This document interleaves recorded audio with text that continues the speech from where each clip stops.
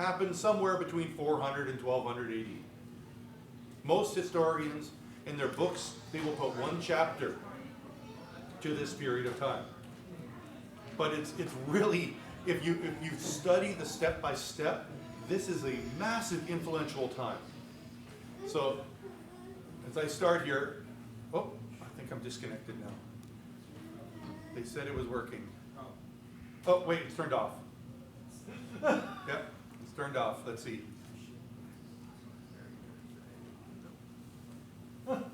Yeah. Oh, did you flip that forward? Did, yeah. Okay, so, oh, it looks different here. Okay, so when people talk about the Dark Ages, this is often, or that middle period of time, they call it the Dark Ages. And this is the image that people think about a lot. You know, the Monty Python and the Holy Grail, where there's some guy walking through the mud. They look like savages, and he's pounding, "Bring out your dead, bring out your dead." And there's really no religion, there's no faith.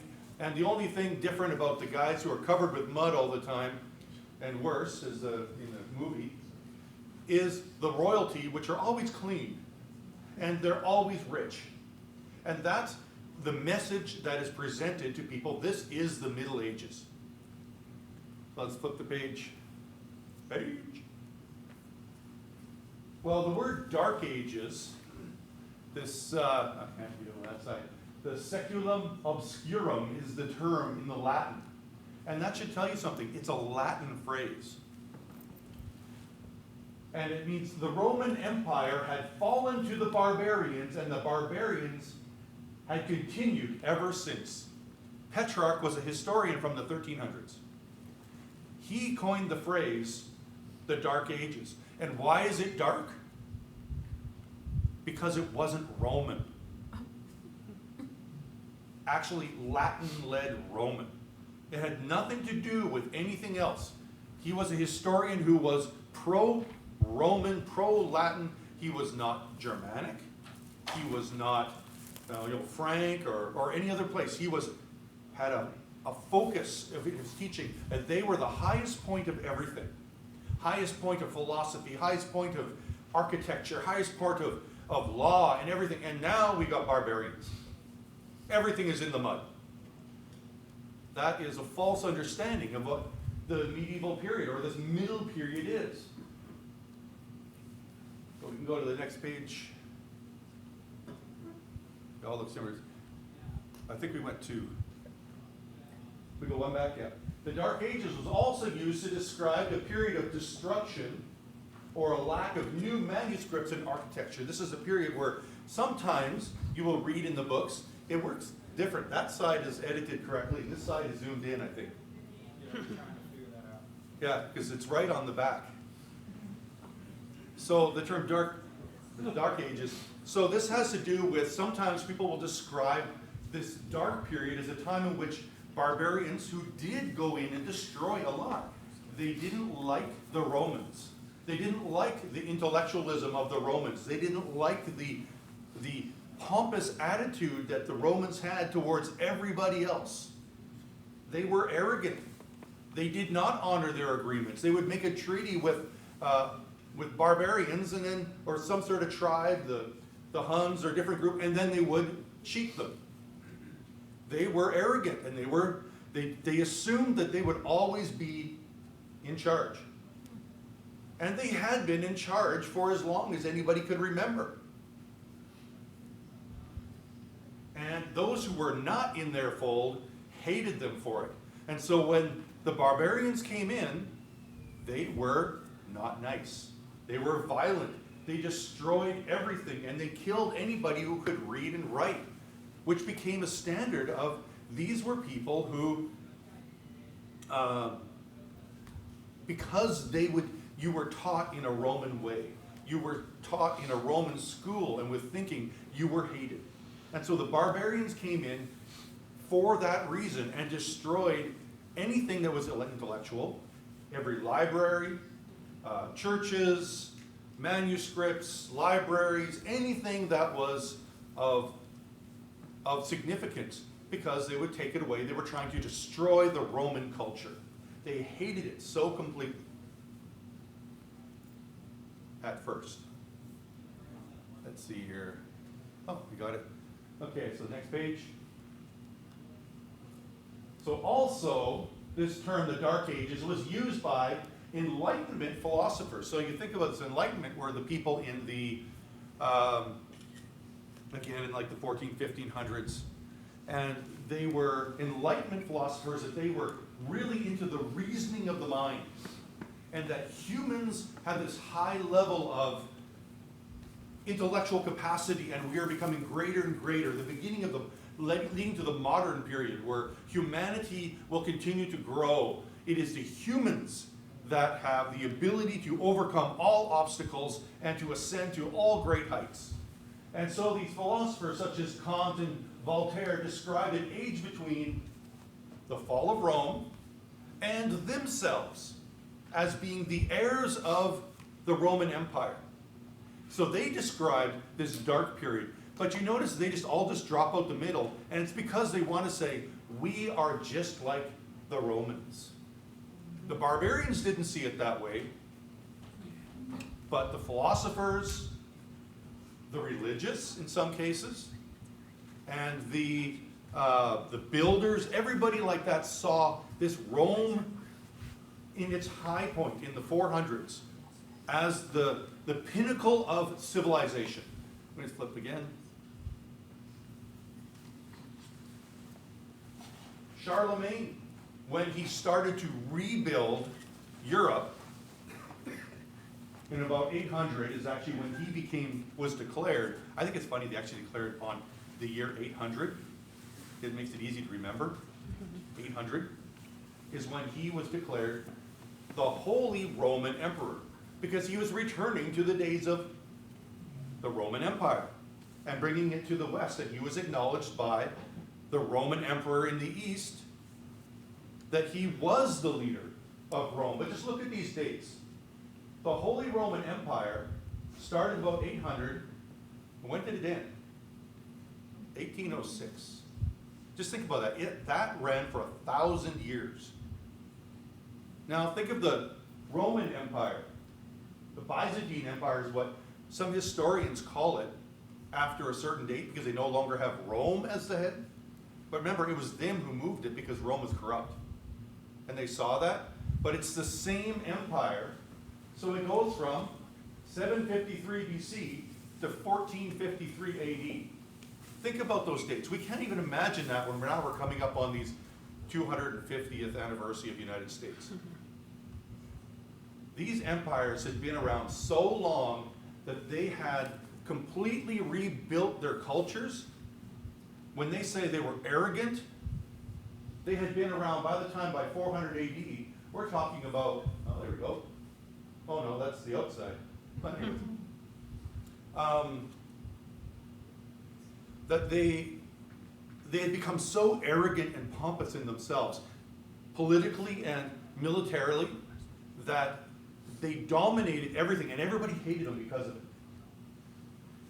But the Roman Empire had such, so even after the Byzantine Empire fell in 1453, well, then there was another empire that started up in Russia, and they called their leader the Tsar, right?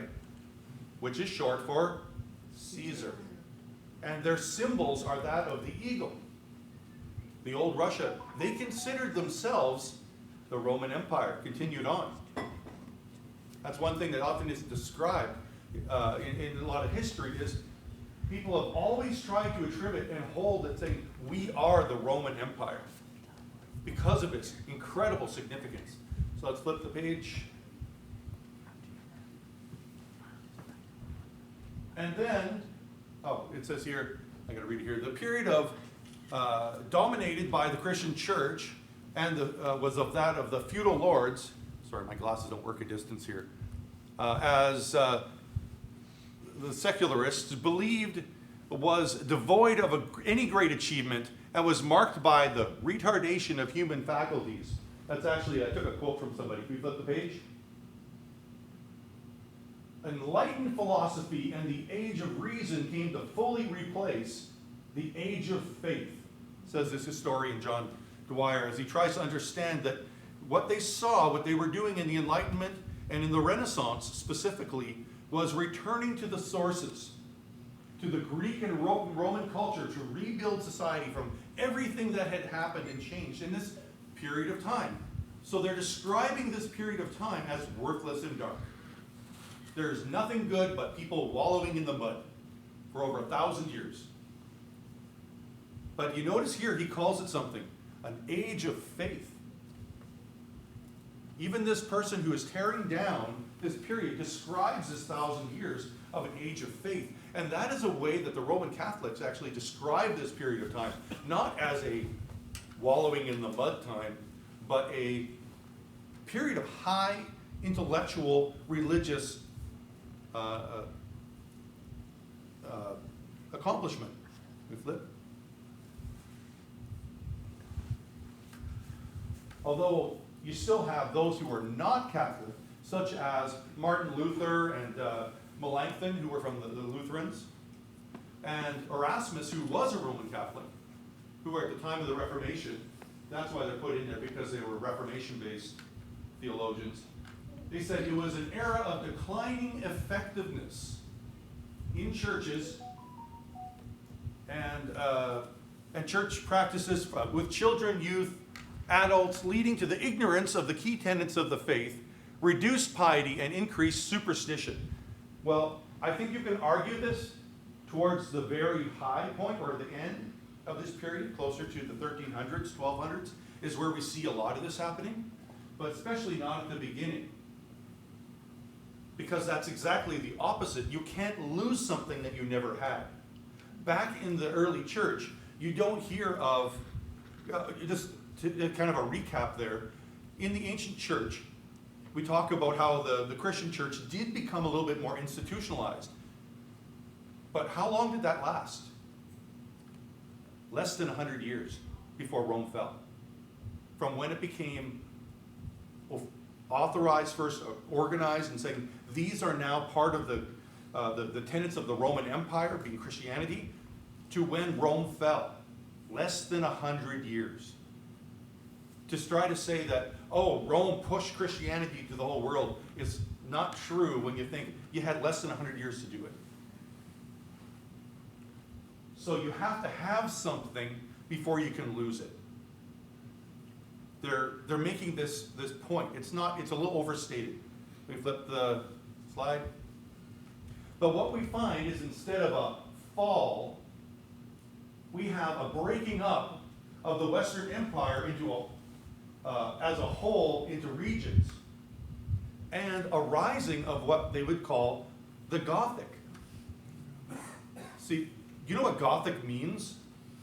Not Roman. It was a name like the name Lutheran was meant to be a put down. Baptists, a put down. Well, Gothic, it's not Roman. Like, it's obviously people wallowing in the mud. They're Gothic. They're Goths. Goths are barbarians. But it's also an entirely different way of architecture and of thought processes, of education. All this is Gothic. It is part of a whole movement, something that is not Roman. We flip the page. It might be hard to see here, but see, this shows the difference. On the left, we have Roman, and on the right, we have Gothic. One has great high towers that require buttresses on the Gothic side. Huge windows with stained glass to give you an air of the power and the greatness of God as you walk in. Have you ever walked into a cathedral and you sense the immenseness of them, the seriousness of faith? On the left, it was a little bit closer, tighter, and it was all about function and efficiency. So the Romans didn't like the airiness of the Goths. They were not efficient. We can just flip the page just to show the difference. They were very different. And Gothic is, unless you're from a Latin descendants, this is kind of your background. You see, it's a high, elaborate. So what happened, just as a quick background, is that we have the Huns, the Visigoths, the Vandals, the Angles, the Saxons, the Franks, the Ostrogoths, the Lombards. They all took their turn smashing through the West. When you have terms like Vandals, you know what they got famous for. The Lombards, well, they actually took over Italy. The Visigoths went through Spain and through northern Africa. The Angles and the Saxons in England. Franks, well, the French. These were all barbarian tribes that swarmed in across the Danube or across on boat. And I guess you could have the Normans in there too, because they would be in Normandy. A lot of my ancestry, the Friesens from Friesland, were the barbarians, the Vikings who went in there and killed everything. That's a little bit later. But everybody took their turn because the Romans weren't actually defeated. They usually just kind of surrendered, and so up until late periods, there were Roman cities that were actually still Roman when it all fell to the barbarians, and they just paid taxes like everybody else, and they had cities, and they were Roman. Rome didn't fall. It just sort of went under new management a lot of times. There were Roman cities. And I think that's the thing that blew my mind when you look, and you would see with aqueducts, and just like they were Roman right out of the period of Rome, and they functioned for hundreds and hundreds of years, sometimes independently, and saying we just pay taxes to the barbarians, and they kept doing their own thing because they were better than everyone else in their minds, right? They'd been around forever. Well, where the fall began, with everybody taking their little bits and pieces, is these barbarians had a tactic. When Rome was falling because they had had plagues and disease and population decline from all sorts of reasons. There are many reasons. And so the population was decreasing, especially in the West. They still had money, but they didn't have the armies to protect themselves anymore.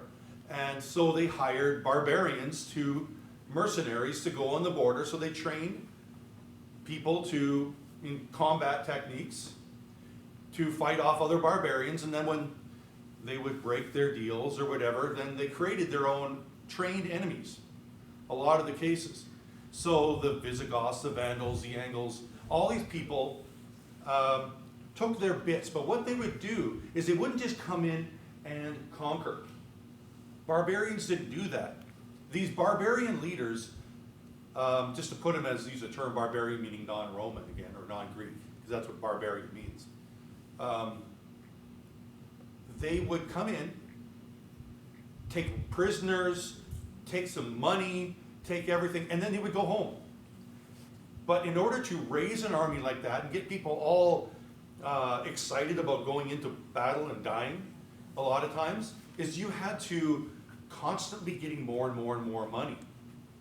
But after a while, the Romans started running out of money because you can only kill people so many times. You can only take things so many times. And so these leaders, they would rise up and then they would fall, and they would rise up and they would fall, and they would be of different groups because you have to continually take. But they didn't hang around. Eventually they started to settle. So you have the Visigoths and all these people, and where this ended, or where it really kind of culminated when the barbarians started to settle, was a guy named Brennus. He was again, what was the group? Was he the Lombard? Anyways, he came down and he sacked Rome in 390 AD. He took over, but he didn't stay.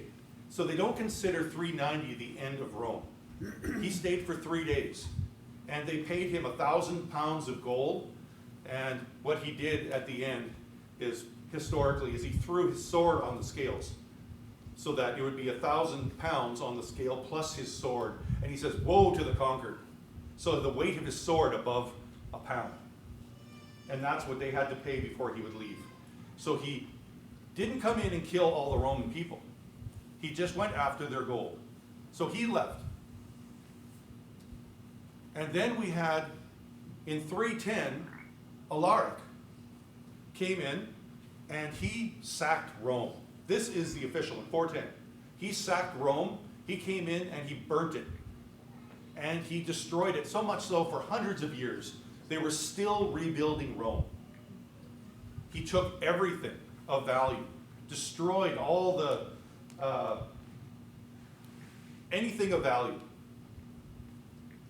Anything gold, anything, it was a city that had been a ruling city that every road went to Rome. When it fell, it was devastating to the whole world. It was the stability. Now, sometimes we talk about in our American culture, well, what if the economy crashes? What if the government were to crash and all of a sudden you have no anarchy that takes place? There's no economy anymore. The Romans made peace across everywhere. You could travel anywhere you want, and all of a sudden now the barbarians basically control everything outside of the cities again. There was this fracturing of people's mentality. How can this happen? That the city that was the center of the world would fall. So Alaric came, plundered everything. The church is sitting there in there trying to function, and they're having the same problems. They're now separated. And then we have Attila the Hun shows up. Attila the Hun, again, another part of a family line, the Hungarians, the Huns coming in, again betrayed by the Romans again. They were supposed to have a daughter of the emperor in the west, and they refused to give their daughter to him.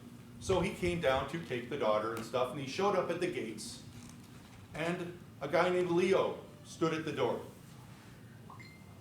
the Bishop of Rome. And he said, "Go home." And they said, "No, we came here, actually we need food," because Alaric had no food for his people. And he said, "Okay, you can take whatever you want, but don't kill anybody." And Attila agreed. After crushing the armies of the Romans, conquering and sacking all the north, he just went home. The church stepped in. Historians will say there was a meeting and Attila went home. You can say what you want, but this is one of those, the church now was the power and the authority. And part of the story, though, is that Alaric had died just after he sacked Rome. So there was fear that it was the church that did that to him. The church prayed against him being a barbarian. And Attila was now part of this group that were part of the huge missionary movement of the church. So we have what happened at the Council of Nicaea is Arius, the Arians were defeated, and they said Jesus was truly God. Well, the Arians got defeated, and so they, as missionaries, flew out of Rome. And they went to all the barbarian tribes, the Huns, the Vandals, the Franks, and all the people that were not part of Rome. And they began to give this Christianized, non-Roman sect. And that's what a lot of it was. They wanted Christianity, but they couldn't stand Roman theology. So they embraced Arianism.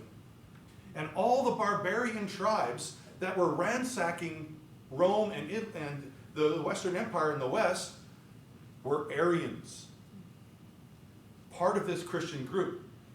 That was probably one of the greatest missionary endeavors that the church has ever had. Within a very short period of time, these non-Orthodox, non-Catholic missionaries went out and converted all of Europe, all the barbarians in these areas, or huge portions of them, so that they all said they were Christian. Now, I'm not going to go into the theology behind it. That can be talked about some other time. But this was probably the greatest push of Christian evangelism. And they weren't necessarily hostile towards Nicene Christianity. They just didn't know of it. So as they came in, they began to settle and try to take over. So let's flip the page as we get to, well, through this whole time, the Eastern Empire basically abandoned the West. They didn't come and send armies. They didn't help anybody out. And the Eastern Europe was Greek-speaking, the east side. Now we've got all this area. We've got the Eastern Church, the Orthodox. That's actually where they come from. And the Western side, the Catholic Church, the Latins. So the people in the West, not only have their world been shattered because the religious head in Rome, as well as the cultural end in Rome, was broken, and then the Greeks didn't come and help them. So the Eastern Empire would be like the Eastern Orthodox Church today, the Greek Orthodox Church, the Russian Orthodox Church. How about the Coptic Church? They were separate. Okay. Yeah, they did. They have since joined back, but Okay. back then they weren't. No, because they're monophysite. They actually have a different understanding of Jesus. Okay. So they were always a little bit kicked out. So the church then filled in the West when Leo stepped up. The church began to fill that vacuum because all the leaders in the West, there was no stability. They started gaining more and more and more power. Not because they necessarily were looking for it, but there were no great leaders bringing stability to people's lives. They stepped in when everybody needed it and began to take care of the poor, take care of rebuilding society when the governments couldn't. There was no one there, and they just started taking over. So flip the page.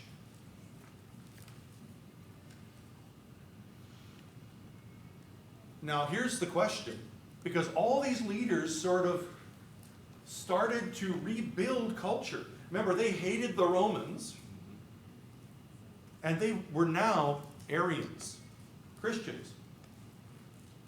And they had to rebuild society. Think about that. How would you, if you were asked by a willing population who are also Christians, saying, create Christendom, heaven on earth now. We give you absolute power to do this. Just think about that. Because that's what happened.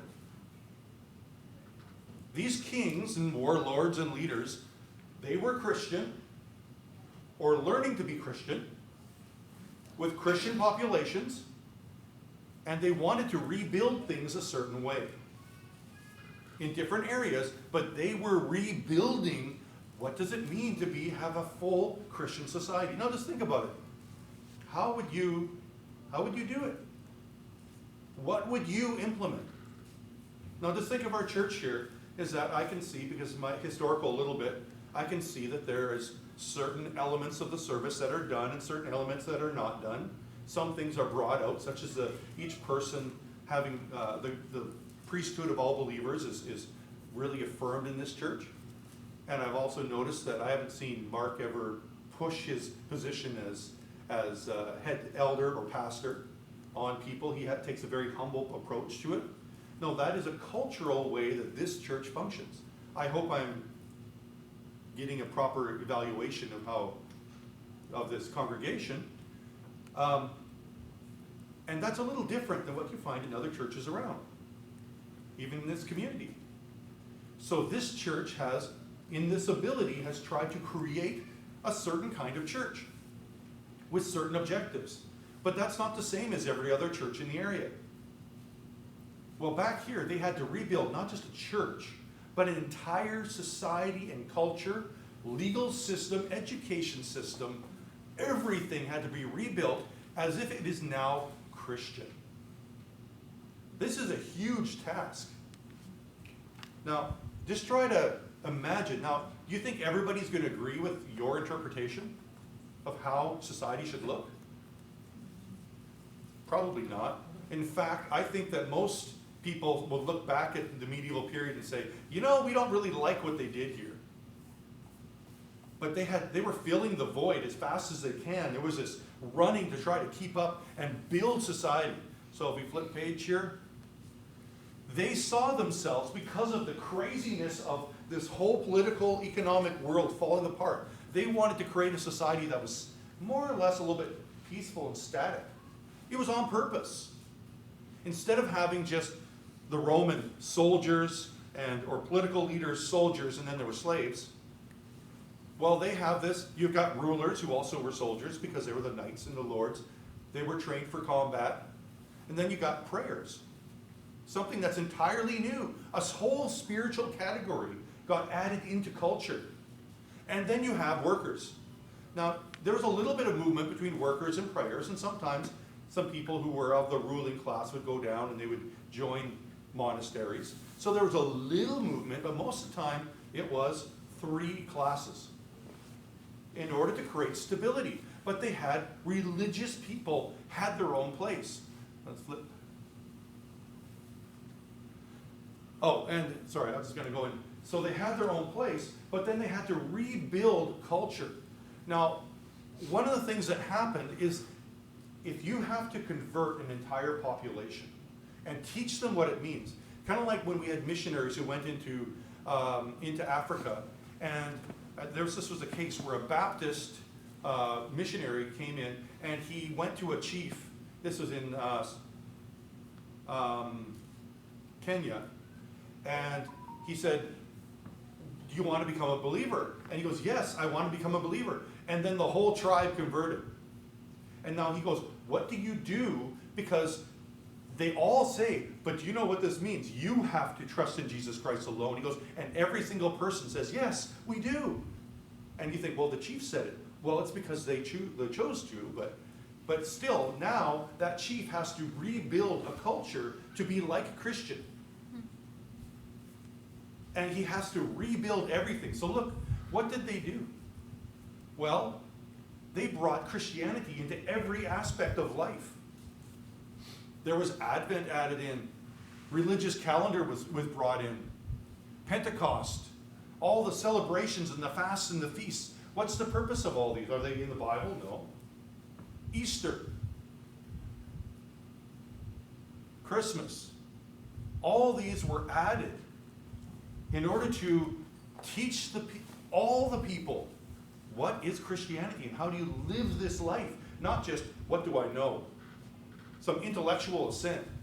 But how do I live the Christian life and live in a whole community of people who are believers?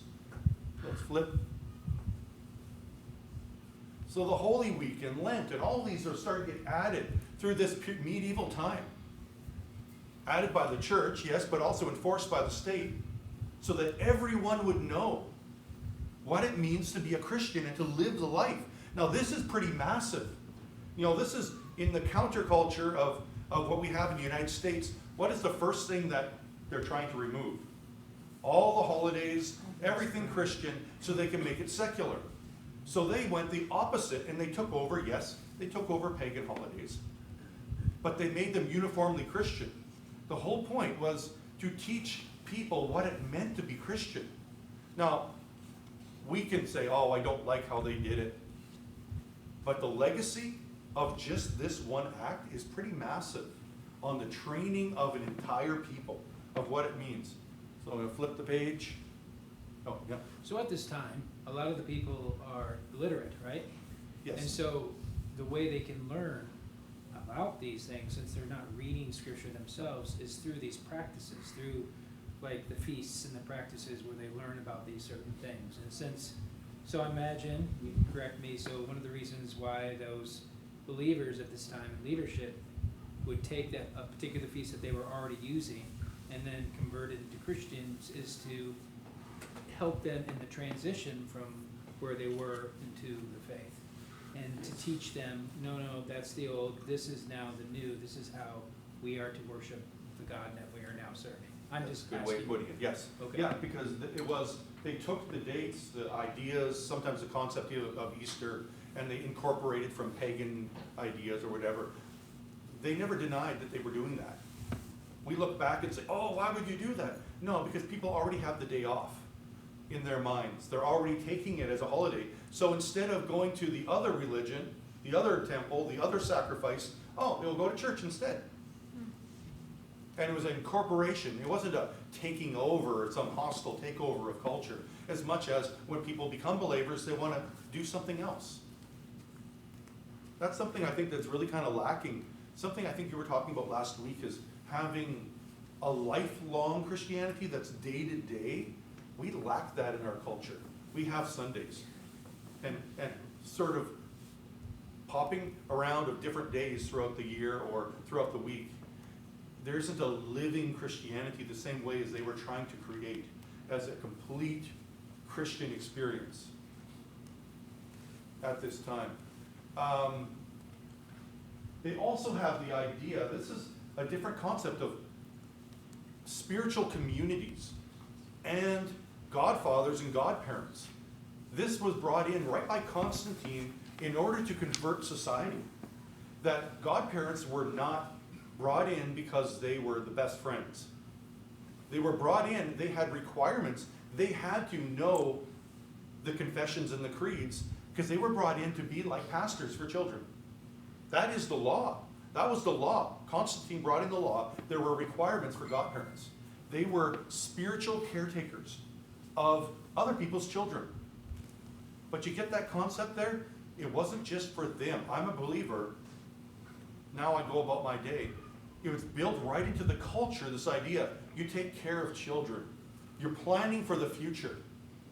That's something in our culture I don't see a lot. At this church, yes, with what Caleb did today, this is an evidence of an attitude of you're thinking about the next generation. You go to a lot of churches and they don't. They're thinking about, what does this mean for me? You don't have that. This medieval culture was always about the future, the next generation.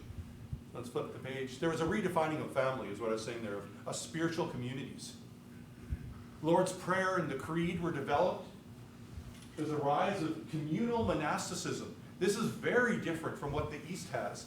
The East had these monastics that they would go into the desert and they would starve themselves and beat themselves and torment themselves, and they'd come out as these great ascetic leaders. Well, it's about themselves. And I think sometimes in our history books we glorify them way too much. When we've got now, what is the movement of monastics in the medieval period? Well, they're people who serve others. They're living it out in a communal way, dealing with their sins, that even if a new government took over and a new king conquered, they didn't go after the monks, because the monks served everybody. In fact, there was so much more food because these people were not demanding wages. And there was a huge increase of economy because the monastics, and they expanded and made the best wine, the best chocolate when they had it, and the best of everything, because they could dedicate themselves to the expanding of whatever they did. This is huge. It created, yes, we can say, the monasticism and the religiosity of it. Well, no, they took the Bible and they said, well, how many times do you pray a day? 7 times, because it's in the Bible. And so they did it. It was every single day. You didn't care for your own needs, but you have other people care for you. I think that from one of the movies, and I've heard it a few times now, you can't ask for something at the dinner table in a monastery. Someone else has to provide it for you. You're always thinking about others, yeah?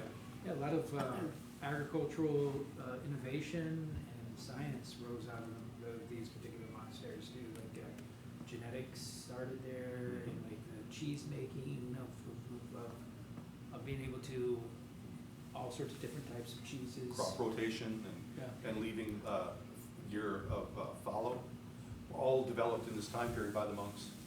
They completely changed the agricultural life of the entire communities. So the next slide. Come to the end of this. As the monks, it was part of their duty was to continually preach.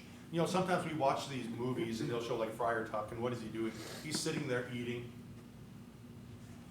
And they like to show that the fat friar in movies, but that wasn't really the reality. There were some, I'm sure, especially later on, as we get to the 12th and 13th century, but most of the time, these were dedicated preachers. And they went everywhere and preached, constantly preaching. So people would hear the word of God when they would go into town, they would go to market, they would go to church, they would go anywhere. You would have these constant itinerant preachers. That's what they did. We don't have that in our culture. A guy just standing out in the corner preaching with, you used to say, oh, that's a weirdo. That's just one of those wackos with the sign, the end is nigh. Well, that's what their society was. They had these full-time preachers. They went in the streets and in the markets and the houses of castles and in private chapels and cemeteries, and they brought Christianity to death, to marriage. There's no wedding ceremonies in the Bible. There's no real ceremonies for funerals. That was all added just during this time period in order to make Christianity part of everyday life. It's part of Christian culture. Want to flip? And this is where I put, and you notice I didn't put the Bible passage on purpose because I want to show it as historical, is that it says, for this promise of Christianity is for you and to your children and for all who are far off, as many as the Lord our God will call. Is that if the medieval period was a building of culture as much as anything within the church, a forming of what Christianity and of what culture should look like. Of not for me only. Sometimes the intellectual, I think, discussions of the apologists and of the early church, they were focused on here and focused on the one person. They're always talking about, what does this mean for you? But in the medieval period here, there's this big push.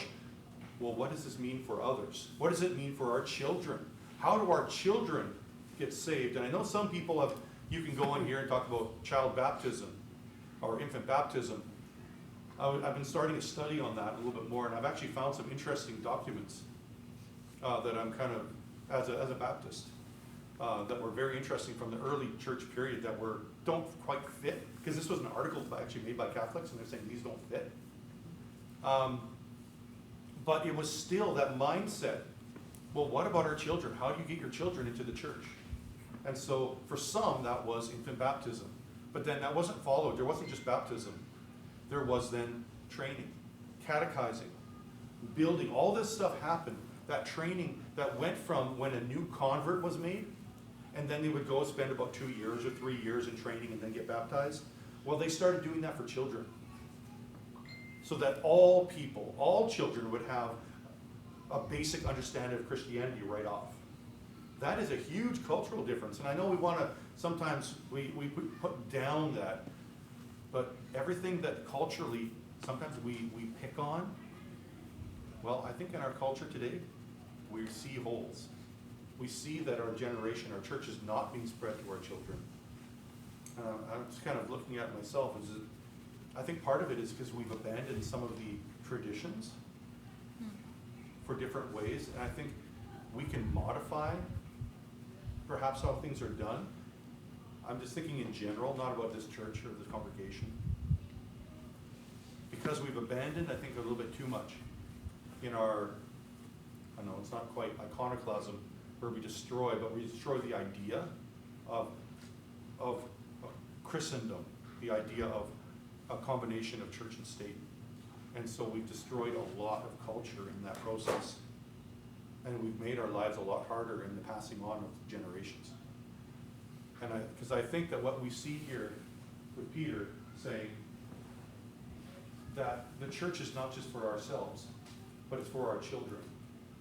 And I think the idea I wanted to put across just for today is the medieval period, as everything was being destroyed, the first thing they did is says we need stability, and then we need to have this for generations to come. And I think that's pretty admirable. The first thing they did was now say, we got to rebuild. And then they rebuilt Rome again, but in their own minds. All right, any questions?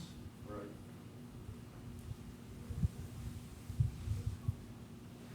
Yeah, going back to, we were talking about the joining of Christmas and Easter and how that, I don't know how you word it, joined, how they took, I don't know about took it over with the pagan holidays or whatever. So Easter, originally what Easter, from that pagan holiday was, the Star, the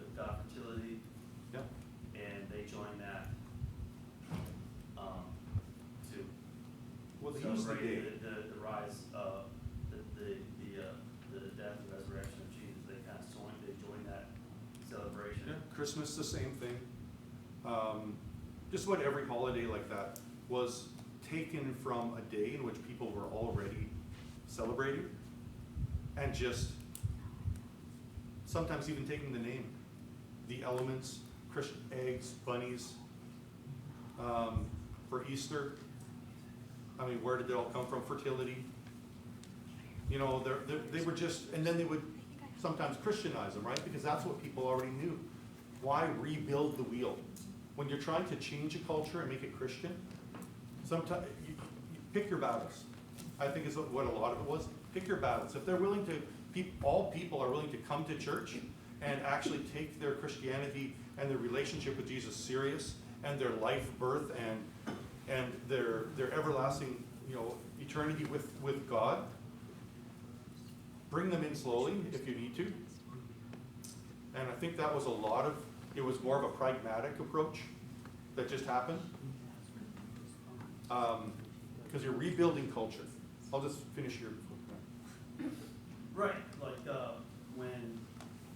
when the Reformation happened, and we settled here, the Puritans settled here, we didn't celebrate Christmas, and Easter, or stuff like that, because Some did. the Protestants threw that off as a pagan holiday, and then it wasn't Well, until the Puritans. There's some Puritans, It not wasn't- all, because the Lutherans and the Reformed still have, and that would be the majority of Protestants, still had Christmas, and they still hold Christmas. Christmas trees and stuff comes from Luther. yeah, okay, there was it wasn't across the board, right? So I'm just saying the people who settled here did so. So the Christmas wasn't celebrated here until 1800s with the play with there once was a Christmas as a popular play that came in until like the 1800s or something like that. I'm just recognizing. I've actually heard of earlier, All but I'm still, saying it was- depends where. Remember, the Puritans were not uniform. The Puritans themselves were a wide group. They were just people who were trying to get, to live the life now away from decentralized church to their family being the church is a way of, I would describe Puritanism, and then living it completely and fully as a family unit, rather than necessarily a church unit first. So it goes family, church, and then they would join the church, but it started at home with themselves and living it out purely. And so sometimes some groups saw that, or people did that by eliminating anything that wasn't directly in Scripture. But that wasn't right across the board. Because there's huge mixes within the Okay. Puritans. There's a lot to talk about there. I was just kind of going back to like the whole thing with Easter. It's like Easter with Santa Claus. It's pagan, and it's like, let's say, origin pagan. It's almost seems like a distraction. We're like, Well, it can, but let's so see, like, what is do you tell Santa your Claus? kids? It's I always put this, what is Santa Claus? Saint Nicholas. Saint Nicholas was at the Council of Nicaea. Why does he have naughty and nice? Because he punched Arius. He's a Christian, he punched Arius, a heretic. And he gave gifts to people because he was a compassionate person.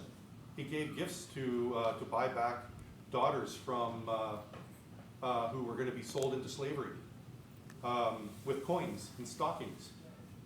This is all the tradition that the Eastern Church still says.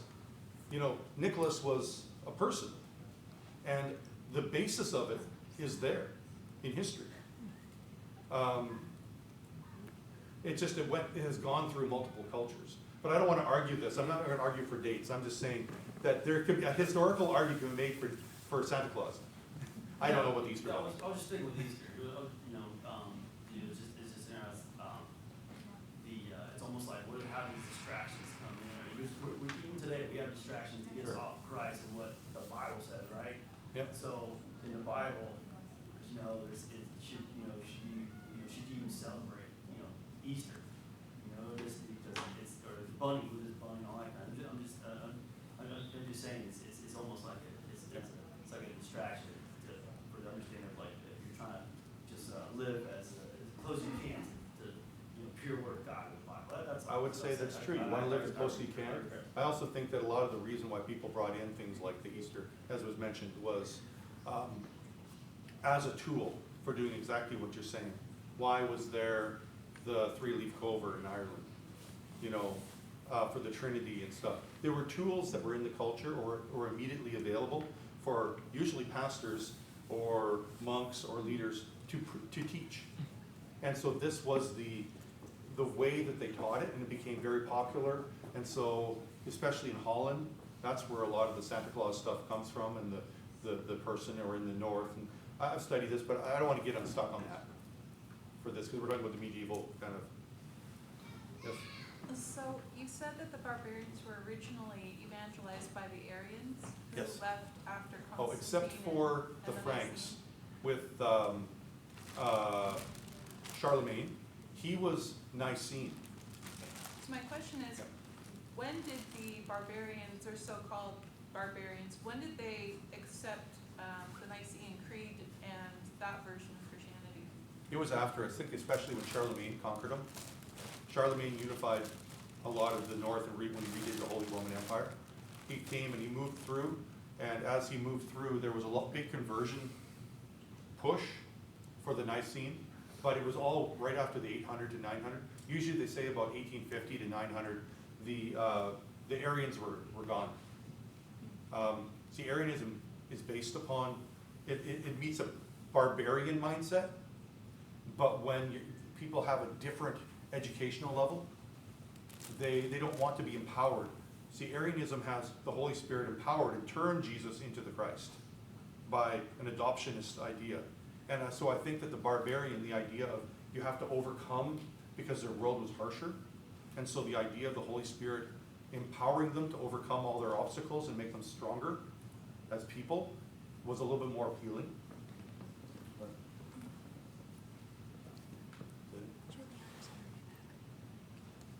That is actually something that I remember being about 19 years old and studying Arianism and trying to think, why in the world did anybody accept this? And I could only think it had to do with the barbarian idea of strengthening themselves, of overcoming all obstacles through an empowering. Yep. I remember learning in biology class about Gregor Mendel, and that his family didn't have money, but the monks really supported scientific endeavors, so he went there, and he's, have you ever heard of Mendel's peas? That's what it's from. He Okay. studied about dominant and recessive traits in peas. So, do you know how the church at the time really saw science and looking at knowledge in that way? To be honest, it's something I would say they didn't see themselves as contrary because it was God's creation. Right. And so to understand creation, there's no contradiction between science and religion. You know, what was created by the humanists in that period after where they said that there's a war between religion and science. I don't think they saw that it was God's creation, He created it. Yeah, I always saw it that way too. Thank you. Great. Okay, Heavenly Father, again, we thank you for this time and we can learn a little bit about your history and your people. Lord, I pray that you would, again, help us to understand the progressive growth of your church and how you have worked both in cultures and in people to bring about change, that we can be more like you. We ask this, or we thank you for all you've done. Amen.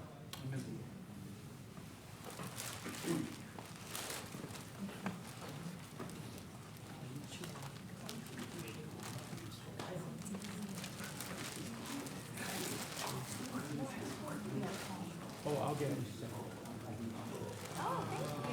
Wow. Is this sister egg? Yeah, we'll take it. Hey, brother. This is Ron, yeah, it's my brother in Christ. Oh, This is Brian Foods' father. Yeah. I was wondering how you're feeling and how you're doing. James' father. Okay. Because you mentioned your brother, your Yeah, dad, he I still was have here. no idea who either He one was was. sitting earlier this morning by himself, and I guess he took these like, Yeah, You sure? Oh, okay. Are you back checking at the door yet? Hey, Sam, don't forget about your iPad up here. Yeah, I've been thinking about you guys. I'm glad to see You you. want me to bring it to you? We've been praying for you. Sam, That's who I miss. you want my iPad? Yeah, we've been praying.